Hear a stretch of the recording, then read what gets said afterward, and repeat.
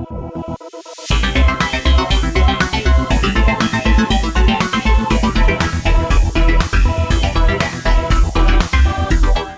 there, everyone. So, I imagine a lot of you will be finding my channel for the very first time because of this video. It's not typically what I've been covering for the last few months, but I just want to say welcome. Please subscribe, stick around. There will be plenty of Digimon videos coming. But what I wanted to talk about in this video was about deck building. Now, the game is going to be releasing in the super pre-sale phase in November, which is sort of like a soft launch kind of thing. I think this is generally to ease the product into the market, so they basically don't have massive distribution issues like they did with Dragon Ball Super in everywhere that was not America, basically. So they don't want to have that fiasco again, because that game has completely died everywhere besides the US. Let me tell you, it is non-existent, basically. So with that in mind, as we approach November, I'm going to be making various different guides and set reviews and kind of things to go over the game to prepare you for that soft launch. Now, obviously, I am aware that it is not going to be available for everyone, which is why I'm going to highly recommend tools such as Tabletop Simulator to play the game, and I'm also going to recommend that you proxy and test the game in person with your friends, because I have to say, the folks over at DigimonCard.dev, which I probably should have opened before, but over at this website, I mean, honestly, it's insane. So this is set 3, which is only getting spoiled in Japanese right now, but as you can see, these absolute mad lads get together a whole English version of the card for you to proxy and for you to use and for you to read, and it's fantastic. So I cannot recommend this website enough. Don't worry, all of these things will be linked in the description. But anyway, that little preamble out of the way, I want to talk about deck building, because Digimon is a very interesting game as far as deck building goes, because it's quite unique. To my knowledge, there hasn't really been a game like this that deck builds in the same way. And obviously, when you start out, you're going to have no fucking clue what you're doing. You have to try it out, or so you think. But I've done the hard work for you. So DTCG Review are fantastic, and they have put together this whole little thing, this document, it'll all be linked, where they go over topping lists. They have all the copies of all the cards that are run. They have over here, they have the number of decks that run the card, the percentage of the card is in decks, all this crazy useful stuff. Fantastic statistics for deck builders, which really is a majority of this game. Making sure your deck flows properly is going to stop you losing games, really, because of how important Digivolution is in this game. For your deck to keep running like the engine it is, you've got to deck build properly. So, with that in mind, I've done the research, I've looked through, and I have decided to basically simplify the types of decks that there exist into 3 categories. Obviously, caveats now, this is not a catch-all. This is not going to be 100% of the case all the time. This is just average, this is just statistics, this is just giving you a rough guide for you to go out and deck build yourself, and to go ahead and refine the list, because obviously it depends on the deck, it depends on what are you trying to do to win with this deck, right? However, broadly, there are 3 categories. And those 2 categories are the normal deck, the sort of standard deck. This is generally the most common type, and it's just, it's just trying to do the thing. Get out your big Digimon, do your Digimon things. It's not reliant on running like a large number of different types of things. It's not some sort of relatively niche strategy that abuses like specific cards or specific leveled cards. This is the most common. This is just going to be your baseline. Like, if you really have no clue what you're doing, go with this as a rough estimate. Just go with it, and then you can make some changes from there. Then the second type is the Tamer focused build. Now, those of you who are familiar with cards such as Shine Greymon, this is going to be like those kind of decks, right? those of you familiar with Shine Greymon and how this deck has been very, very, very powerful, but you can see its effects are Tamer based. So this is a Tamer focused deck. This is an example of a Tamer focused deck. This is not the only one. U-Force Vidramon or Vidramon tends to run a lot of Tamers too. It's another example. So this is that kind of type. There's that type there.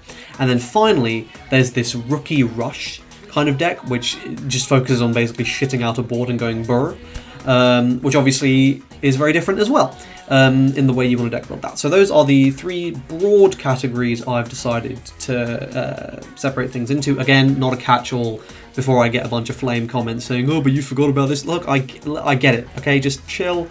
It's just some basic advice, man. This is trying to get everyone up to the basic level so they can enjoy the game. Because I think a really big problem with Digimon is if you deck build badly, you're going to hate the game and you're going to think it sucks and it's inconsistent because you're never, you're going to open bricks all the time, right? But the bricks are kind of your fault because if you're running a deck with like 20 level 5s, that's not a good idea. You're going to find yourself bricking. Equally, if you're running a deck with like 30 level 3s, I don't even know if there are any decks with enough level that can run 30 level 3s, I don't even think they printed that many, but if you're running a deck with 30 level 3s, you're going to find yourself basically never being able to evolve high because you're stuck with a bunch of level 3s in hand, obviously. Like 30 is ridiculous, even in a Rookie Rush deck, right? So, anyway, here's what you came for. Here are the numbers. So, I've done the research, I've done the digging, I've done the stats, I've done the averages. These are rounded averages because everything here is kind of like a plus minus 1 to 2 kind of range, generally speaking.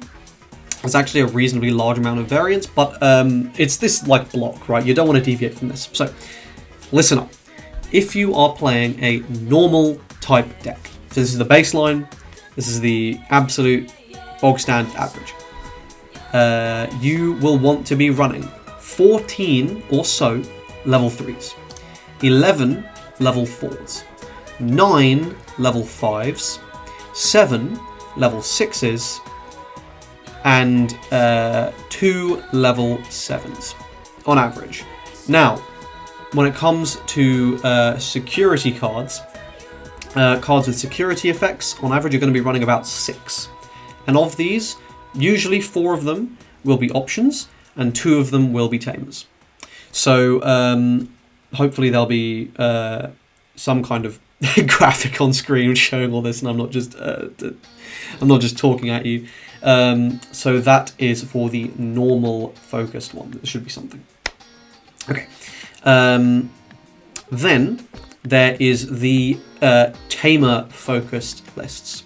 And for these, you're going to be running about 12 level 3s, 10 level 4s, 10 level 5s, 5 level 6s, and 0 level 7. You're going to be running 12 security cards, of which only 2 will be options, and typically 10 or so will be tamers. So you run a lot of tamers in these decks, 10 to 11.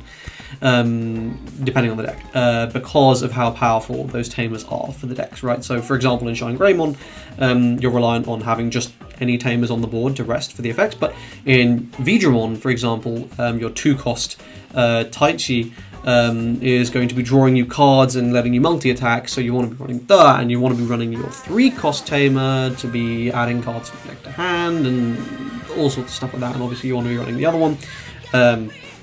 That standard memory fixing. So there's good reasons why you run so many in those kind of decks, but obviously they are relative niche, even if they are meta. Finally, there is the Rookie Rush, and again, hopefully you're seeing something on screen. And for these decks, you're going to be running about 16 level 3s, 10 level 4s, 4 level 5s, 6 level 6s, and 3 level 7s. This is sort of because of how ridiculous Millennium Dramon is, mainly. These tend to be like purple decks.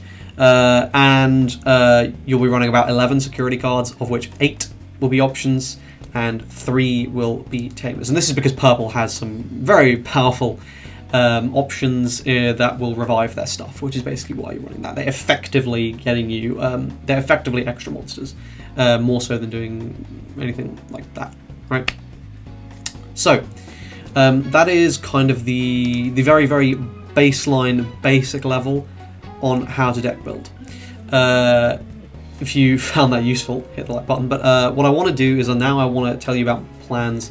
You can leave now if that was all you came for.